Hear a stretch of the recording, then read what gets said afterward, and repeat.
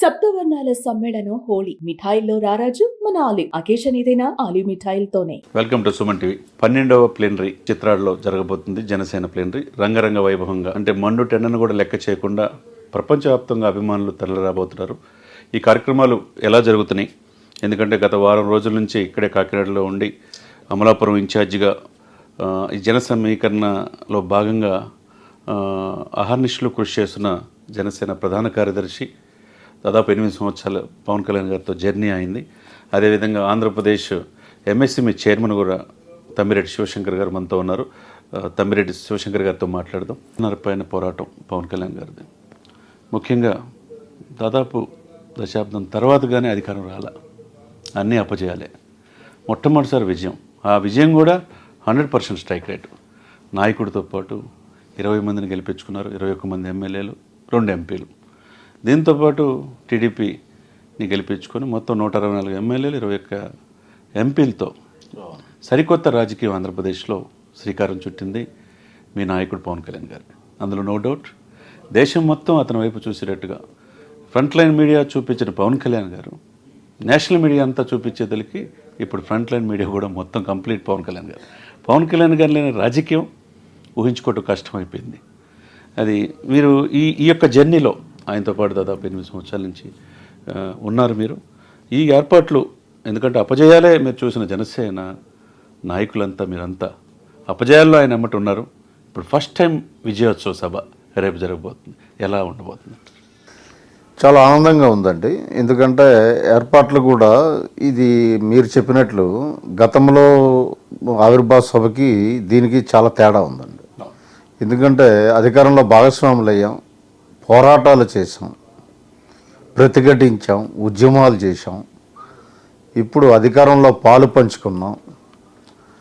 రండి ఉత్సాహంగా ఉత్సవంలో పాల్గొందామని చెప్పేసి మా జన సైనికులు, వీర మహిళలు అందరూ కూడా అత్యంత ఉత్సాహంతో ఉన్నారు. చాలామంది రేపు తరలిరానున్నారు. అందుకు తగ్గట్టుగానే ఏర్పాట్లు అనేక కమిటీలు పార్టీ ఆధ్వర్యంలో వేయడం జరిగింది. కమిటీలో సభ్యులందరూ కూడా వారి వారికి అప్పగించిన బాధ్యతల్ని త్రికరణ శుద్ధిగా నిర్వర్తిస్తున్నారు. అలాగే అక్కడ ఆహారం మాకు మచిలీపట్నంలో పవన్ కళ్యాణ్ గారు దృష్టికి వచ్చింది. ఎప్పుడైతే సభ అయిపోయి వెళ్ళేటప్పుడు హోటల్స్ లేవు, ఫుడ్ దొరక్క ఇబ్బందులు పడ్డారు.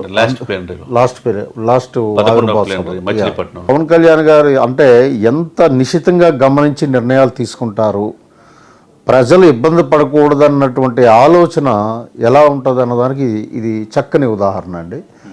రేపు సభ అయితే అద్భుతంగా జరుగుతుంది. చాలా ఉత్సాహంతో ఉరకలేస్తుంది. పవన్ కళ్యాణ్ గారు ప్రజలను ఉద్దేశించి ఏం మాట్లాడతారని అందరితో పాటు నేను ఆసక్తిగా ఎదురు చూస్తున్నాను. తెలియదు అంటారా ఏం మాట్లాడబోయేది? తెలియదు. ఇంతకుముందు మాట్లాడేటప్పుడు మీరు ఒక బాంబు పేలవబోతున్నారని చెప్పేసి అనేవాళ్ళు. అంతకుముందు అధికారం రాకముందు మీరు అనేవాళ్ళు ఆయన మాట్లాడేది అనేది నిజంగానే. అంటే అప్పట్లో ఏమిటి అంటే ప్రతిపక్షంలో ఉన్నాం కాబట్టి, పోరాటాలు చేశాము కాబట్టి మాకు స్టెప్ ముందుగానే తెలిసేది. నేను ఊహించగలిగేవాడిని. అధికారంలో ఉన్నాం కాబట్టి, అధికారం తర్వాత మొట్టమొదటి సభ కాబట్టి నాకు కూడా కొద్దిగా ఉత్సాహంగానే ఉంది. గత ఆవిర్భావ ఉత్సవంలో కూడా ఇప్పటంలో కానీ మచిలీపట్నంలో కానీ సుమారు 200 మంది ఉండేవారు. డయాస్ మీద 150, 170, 200 మంది. పార్టీ ఎక్స్పాండ్ అయ్యాక అనేక మంది నాయకులు వచ్చారు, బాధ్యతలు తీసుకున్నారు. వాళ్ళందరినీ కూడా డయాస్ మీద కూర్చుంటారు రేపు. సుమారు నాకు తెలిసింది 200 మంది వరకు కూడా డయాస్ ఆక్యుపేషన్ ఉంటుంది. సో వాళ్ళ సమక్షంలోనే రేపు పవన్ కళ్యాణ్ గారు ఈ రాష్ట్రాన్ని దేశానికి కూడా ఉపయోగపడే కొన్ని మాటలు చెప్పడానికి అవకాశాలు ఉన్నాయని నేను ఊహిస్తున్నాను. నేను అదే అనుకుంటున్నాను. అంటే నాట్ ఓన్లీ జనసేన అనేది ప్రాంతీయ పార్టీ కాదు. ఎందుకంటే పవన్ కళ్యాణ్ అభిమానులు మనం చూసాం. తమిళనాడులో వెళ్ళినా, కర్ణాటక వెళ్ళినా 100% స్ట్రైక్ రేట్ ఉన్న జనసేన జాతీయ పార్టీగా రూపాంతరం చెందిన ఆశ్చర్యపడాల్సిన అవసరం లేదు. అది ప్రయాణంలో ఒకటి అండి. ఇప్పుడు ఈరోజు ఫస్ట్ రిజిస్టర్డ్ పార్టీ, తర్వాత రిజిస్టర్డ్ పార్టీలో ఏమైందంటే పార్టీ పరిణామ క్రమంలో మొదట ఓడించే పార్టీ, తర్వాత గెలిపించే పార్టీ, ఇప్పుడు గెలిచే పార్టీగా మారింది. మీరు మూడు విషయాలు చాలా చక్కగా చెప్పారు. ఇప్పుడు అన్నీ కూడా జనసేన పార్టీ, పవన్ కళ్యాణ్ గారు నాయకత్వంలో ఉంది. కరెక్ట్ అండి మీరు చెప్పింది. మీ నాయకుడికి డబ్బు సంపాదించాలన్న యావ లేదు, పదవి మీద వ్యామోహం లేదు, కేవలం ప్రజల సేవే పరమావధిగా పనిచేస్తున్నారు. కాబట్టి ఈ ఈ ఈ అర్హత ఉందని అనుకుంటున్నారా మీరు? అంటే ఇక్కడ ఏమవుతుందని అంటే ఆయన ఒక జాతీయత భావం ఉన్నటువంటి వ్యక్తి అండి. పవన్ కళ్యాణ్ గారు మొదటి నుంచి కూడా ఈరోజు పార్టీ పెట్టారనే కాదు, మొదటి నుంచి కూడా ఆయన జాతీయత భావం ఎక్కువ, జాతీయ భావజాలం ఎక్కువ. సో దట్ ఏమవుతుంది అని అంటే జాతీయ భావజాలము ఒక ఆంధ్ర రాష్ట్రమే కాకుండా వేరే రాష్ట్రాల్లో కూడా ఆయన అర్థం చేసుకున్న వ్యక్తులు ఉన్నారు.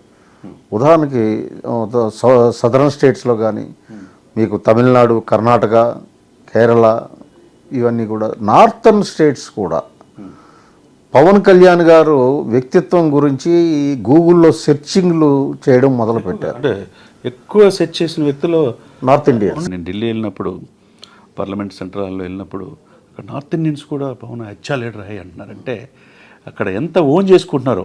హిందూ సనాతన ధర్మ పరిరక్షణ బోర్డు ఏర్పాటు చేయాలనే తెలియక ఒక్కసారిగా ఇన్నాళ్ళకి మనకు మన కోసం ప్రశ్నించి ఒక వ్యక్తి వచ్చాడు రా దక్షిణ భారతదేశం నుంచి అనే ఆ ఫీల్ అనేది అక్కడ వాళ్ళలో కలుగుతుందండి. అంటే ఇక్కడ ఏమైంది అంటే లౌకిక తత్వాన్ని తప్పుదోవ పట్టించారండి గత పాలకులు అందరూ కూడా తప్పుదోవ పట్టించారు.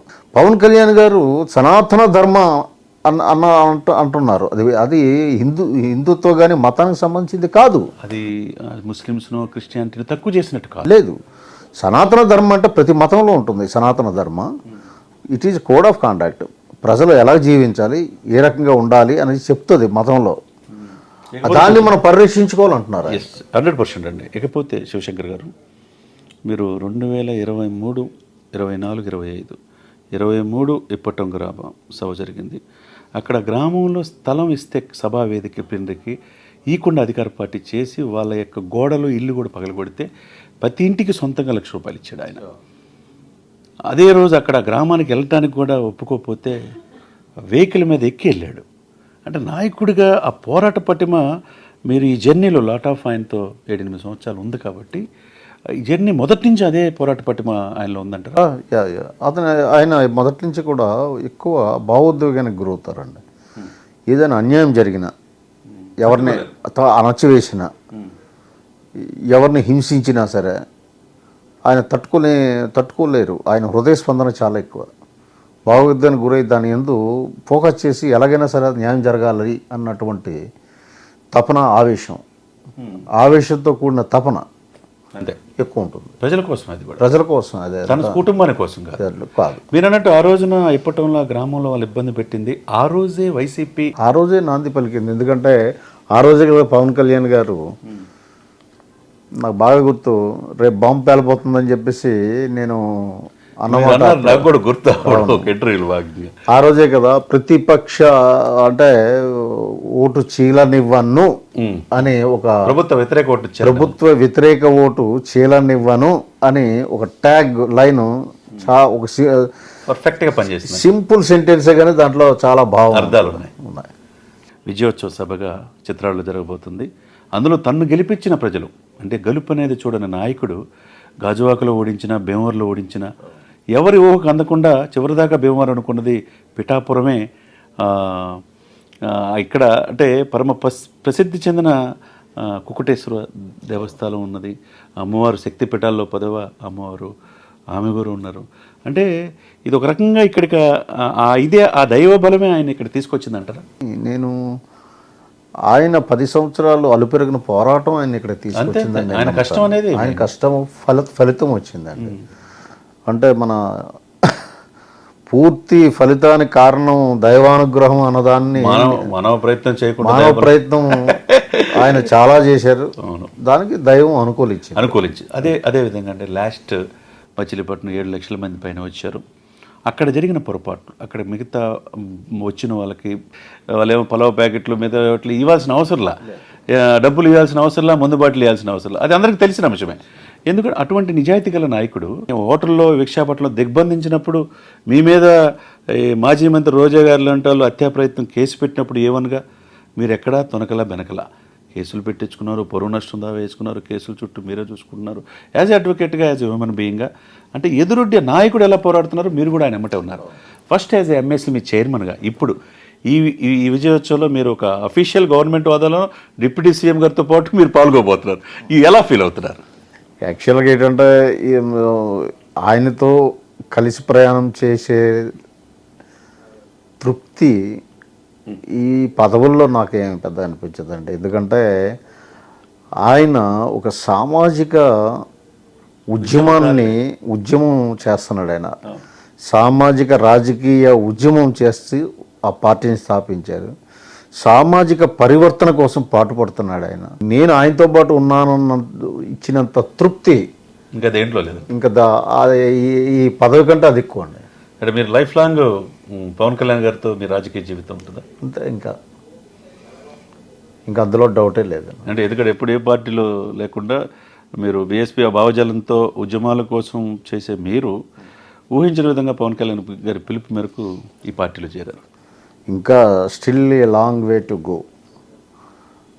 ఎందుకంటే ఇప్పుడు అధికారంలో భాగస్వామ్యం వచ్చింది, అధికారం పూర్తిగా రావాల్సి ఉంది. ఆ రోజు కోసం ఎదురు అతి తొందరలో ఉందన్నట్టు చూద్దామండి. ఇప్పుడు మనం ప్రయత్నం చేసుకుంటూ పోవడమే, ఫలితాలని మనం ప్రభావితం చేయలేము. ఎందుకంటే చాలా మంది అభిమానులు కూడా అలా ఆకాంక్ష ఇంకా మరింత ఉన్నతమైన పొజిషన్. విశాఖపట్నం కూడా దగ్గర. యాక్చువల్గా దిస్ ఈజ్ ఎ ప్రాబ్లం అండి. పవన్ కళ్యాణ్ గారు మీటింగులకి, ఆవిర్భావ సభకి ఎస్టిమేషన్ వేయడం చాలా కష్టం. ఇంటెలిజెన్స్ కూడా నాడి దొరకదు. మీరు లెక్కలు కరెక్ట్గా చేస్తారు కదా డిపార్ట్మెంట్. అంటే ఇప్పుడు నేను లెక్కలు వేరు, ఈ లెక్కలు వేరు.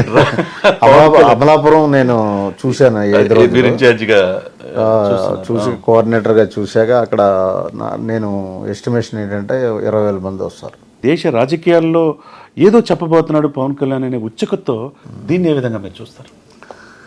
ఇప్పుడు ఆయన సభ, ఆయన తాలూకా స్పీచే ఒక సెన్సేషన్. అనేక అంశాలు ఉంటాయి ఆయన స్పీచ్లో కానీ, ఆయన మాట్లాడే విధానంలో కానీ. ప్రతి ఒక్కరు కూడా ఆసక్తి ఉంటుంది. ఎందుకంటే he is best communicator in India. రాజకీయ నాయకుల్లో ఆయనంత కమ్యూనికేటర్ భారతదేశంలో మోడీ గారి తర్వాత పవన్ కళ్యాణ్ గారే. No doubt at all. కాబట్టి ప్రతి వాళ్ళు ఉత్సాహం ఉంటుంది, నాకు కూడా ఉత్సాహం ఉంది. ఉన్నతమైన పొజిషన్లో ఉండాలని సుమన్ టీవీ తరపున హృదయపూర్వకంగా థ్యాంక్ యూ అండి.